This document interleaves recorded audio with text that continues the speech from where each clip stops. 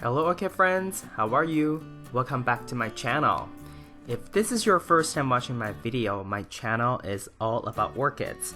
From what orchids I have, how I grow them, my thoughts on certain orchid topics, to what orchids in my collection are blooming, etc. So if you want to follow along my orchid hobby adventure, please consider subscribing to my channel and turn on the notification. Today in this video, we're going to take a look at my Oncidium Twinkle, the yellow variety, and share with you the story behind this particular orchid, from the method I'm growing this orchid currently, to how long it took to develop the flower spike to then become full bloom, and also the kind of care in terms of fertilizer and the kind of water that I provided for this orchid. Hope you'll like it. Let's first start from a video clip from end of January 2019, and this is when this orchid became in full bloom. So there was no bud blast, and for Oncidium Twinkles, I find it interesting that it's rare that they would have bud blast. So this is one thing that's very different from, say, Phalaenopsis orchid. And this orchid, the yellow variety, is somewhat new to my collection because I used to only have the white variety, the pink variety, but then also have the Oncidium Twinkle variety that crossed back to one of its parent, the Sotoanum Oncidium. So I had those three, and this yellow variety is something that I had purchased after I had moved down to the southern part of the United States. Nevertheless, it's just how I had expected it to be. It's very charming and it's also very fragrant. The fragrance is somewhat different from the red variety.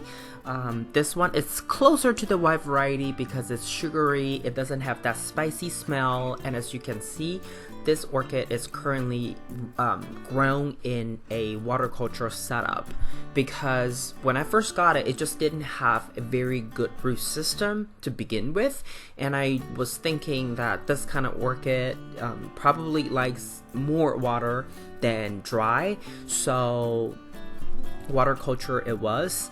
But still, since then, it hasn't developed all that many great roots yet, so I'm debating maybe I should put it back in moss or semi-hydro. I don't know just yet. And in the earlier portion of the video, you probably noticed that there are some residue or some kind of salt deposits around the pseudobulbs, and that's just because sometimes the water level might have been a little higher than necessary, and sometimes the salt and whatever that's in the fertilizer or in the water just gets soaked up. So that's why with water culture, it's never a good idea to have too high of a water level, because especially with Oncidium orchids, you may just have too much moisture around the tissues between the pseudobulbs. And for those of you who are new to my channel, you probably in this video clip you see that I have took this cup out of the blue outer container, the blue outer cup. That blue outer cup is used to block unnecessary sunlight because this orchid is grown in water, and when you have water and sunlight, it's very likely that you'll develop algae. Sometimes directly on the roots, sometimes it's along the inner side of the cup edge. If it's not an issue, it's really more aesthetic than anything. If you don't think it's ugly, then it's not a problem, and it's not a requirement that you use an outer container, outer cup to block sunlight. But for me, that I prefer that way, so I use it as both decorative, but also for sunlight blocking purposes. And coming up, while we go through a collection of photos of this orchid from when it was developing spikes to developing buds to all the way to its full bloom, as you see here, beginning of December 2018, it was maturing its spikes. But I remember one year, one of my Oncidium Twinkles started to shoot out spikes around July or August, and then it took its sweet time 3 months, 4 months until the end of the year that it started to bloom. So whenever you see Oncidium Twinkle or Oncidium Spikes, don't be too happy because it requires a lot of patience on your part to wait until they are fully mature to bloom. And for this one, as you can see, it was around mid-January 2019 that it started to open its first flower. So in between, you know, starting the buds to the first opening, the opening of first flower, it's about 4 to 5 weeks. And then from there, it's probably like a 10 days, maybe 2 weeks that it became full bloom.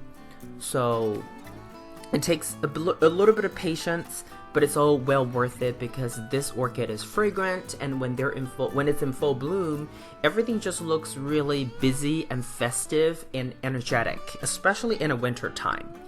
And speaking of winter time, in Asia, especially in Taiwan, they call this type of orchid, this Oncidium Twinkle orchid type, the Christmas Oncidium, because that's that's around the time that they'll bloom, right? Usually in winter time, around Christmas time, and that's why they also call it Christmas Oncidium. So I guess it's probably very similar to the Christmas cactus that people have, many of you have, and I've seen a lot of great videos on YouTube here, and they probably bloom around the same time as well, and that's why they get that name, Christmas cactus, probably. But anyway, back to this orchid. In terms of the care that I have provided, I usually use quarter strength fertilizer for this orchid as well because I am a lazy orchid grower and I really don't want to mess around with different strength of fertilizer, different concentration of fertilizer for different type of orchid because I have a life outside of this orchid hobby. So I don't want to spend too much time, right? And then when I'm preparing the fertilizer, I just want to do it once and it's something that I can use on all my orchids.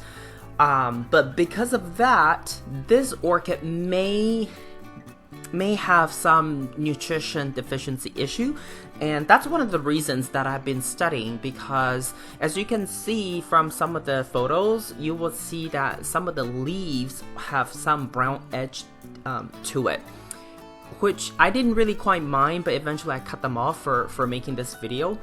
But one of the reasons that I came across was that potentially it could have some nutrient deficiency, and that may be because I only use quarter strength. Maybe I need to up it to help it. But also there's another school of thought saying that it could be the humidity around my grow space.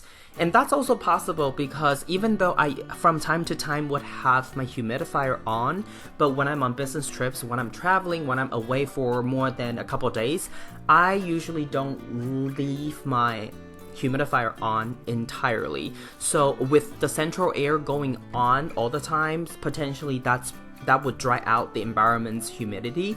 So when I'm away for more than a couple days, that's when, you know, the humidity would drop really low, and that could be another reason why this orchid would have drying leaf tips. So for this year, I think one of my goals is to figure out what kind of growing method I want to put this orchid into, because obviously water culture works, but it doesn't work very well in terms of root production.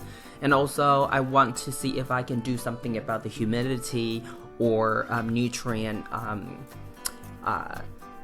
aspect of the potential root causes. If I can do something different about it, I will. And if I come up with an idea and something I can execute on a regular basis, on a consistent basis, I will definitely make an update and share with you what I'm gonna do and the result of it, if I get around to it.